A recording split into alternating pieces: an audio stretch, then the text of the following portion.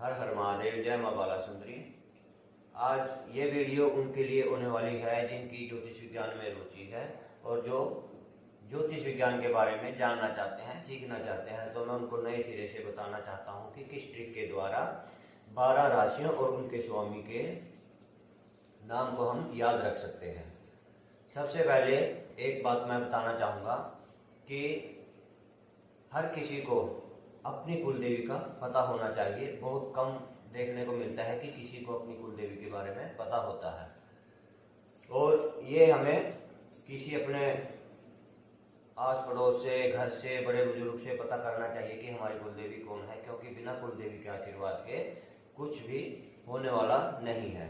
तो किसी के जीवन में उतार चढ़ाव है या फिर मुश्किलों से घिरा हुआ है, तो वहाँ से हमारे को हमारी कुल देवी निकाल के लेके आएगी। ये वीडियो मैं बाद में भी बनाऊंगा, कुल देवी को कैसे माने, कैसे कुल देवी को जाने और उनका आशीर्वाद कैसे प्राप्त करें। आज का हमारा जो टॉपिक है 12 राशियों को जानना व उसके स्वामियों को किस ट्रिक के द्वारा याद रख सकते हैं हम। तो हमारी 12 राशियां हैं मेष, वृष, मिथुन, कर्क, सिंह, कन्या, तुला, वृश्चिक, धनु, मकर, कुंभ, मीन। ये 12 हमारी राशियां हैं। इनके स्वामी को हम याद कैसे रखते हैं, कैसे याद रख सकते हैं, उसके बारे में मैं एक ट्रिक बताता हूँ छोटी सी। ये सबसे पहले सूर्य, अब ग्रहों पे आ जाते हैं, किन के स्वामियों पे आ जाते हैं कि सूर्य का पद क्या है? राजा का पद है।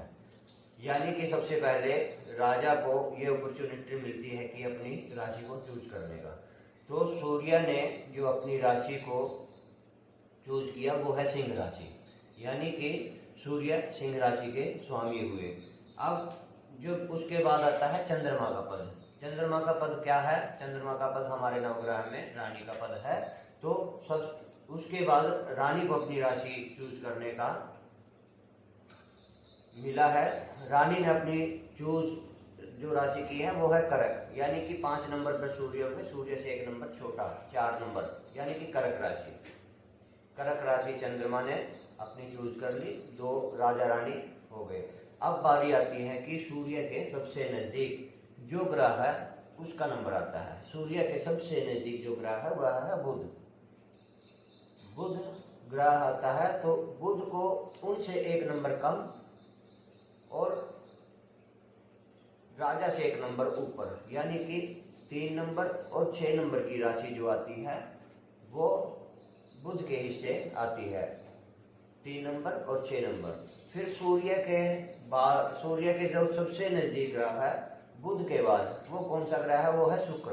अब बारी आती है शुक्र की। तो शुक्र को कौन सी राशि मिलती है? शुक्र को राशि मिलती है 2 नंबर और 7 नंबर। ये जो राशियां हैं ये मिल जाती है, यानी कि शुक्रदेव इन 2 राशियों के स्वामी हुए। अब शुक्र के बाद सूर्य के जो निकट पड़ता है वह पृथ्वी है, लेकिन पृथ्वी पर हम यहाँ पर जीवन यापन करते हैं, तो ग्रहों में हम उसके बाद मानते हैं मंगल को।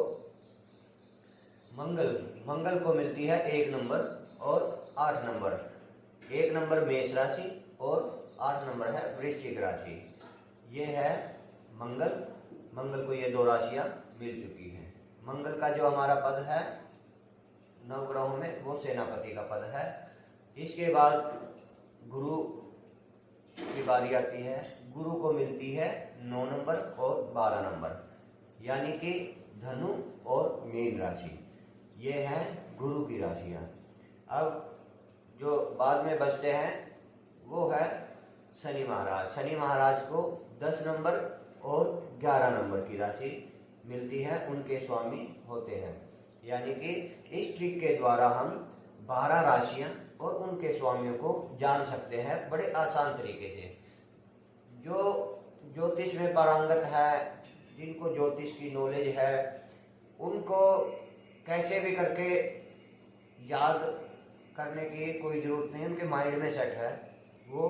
लेकिन ये बात नहीं है कि उन्होंने मेहनत नहीं की है इसके ऊपर, उन्होंने बहुत मेहनत की है। जब उन्होंने स्टार्टिंग में सीखना स्टार्ट किया था, या मैंने भी जब सीखना स्टार्ट किया था, तो मुझे भी बहुत दिक्कत आती थी कि कैसे हम स्वामी को याद रखें, कैसे हम राशियों को याद रखें, तो इस बारे में बहुत समस्या आती थी।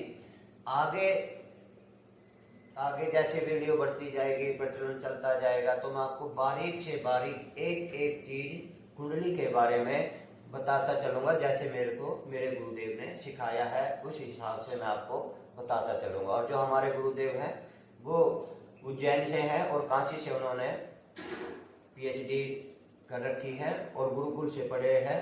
बहुत ही समझदार और बारीक से बारीक चीज को बताने वाले हैं। तो मैं उनको भी धन्यवाद करता हूं कि मुझे इस योग्य बनाया है, जो ज्ञान दिया है कि बारीक से बारीक कुंडली के ऊपर हम परीक्षण कर सके, कुंडली का विश्लेषण कर सके। ऐसे ही किसी को तुक्का मार के नहीं बताना है, उसकी एक्चुअल स्थिति क्या है एक्चुअल प्रेडिक्शन करके उसको बताना है और उसका समाधान करना है। जय श्री राम, जय महामाई, जय मां बाला सुंदरी, जय श्री राम।